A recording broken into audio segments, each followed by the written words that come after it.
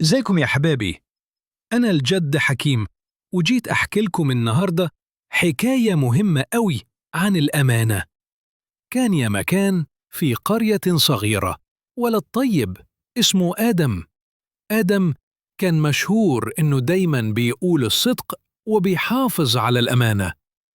في يوم وهو ماشي في الطريق رايح المدرسة، لقى محفظة صغيرة وقعت من واحد راكب عجلته ومشي بسرعة. آدم مسك المحفظة، فتحها عشان يشوف فيها إيه. لقى جواها فلوس كتير وبطاقة عليها صورة الراجل واسمه. ساعتها قلبه دق بسرعة وقال لنفسه: يا ترى أرجعها ولا أخدها؟ محدش شافني.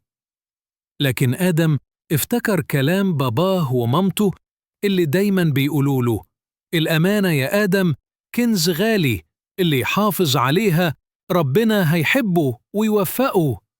آدم لف بسرعة وجري لحد ما لحق الراجل وهو بيقول: عمو المحفظة دي وقعت منك. الراجل بصله بابتسامة وفرح قوي وقال له: يا حبيبي، انت ولد أمين وشاطر، ربنا يبارك لك، انت علمتني إن الدنيا لسه بخير. آدم حس في قلبه بسعادة كبيرة وفرح لأنه عمل الصح وحافظ على الأمانة. يا ولادي، افتكروا دايما، الأمانة مش بس إنك ترجع حاجة لحد، الأمانة إنك تبقى صادق وتحافظ على حق الناس.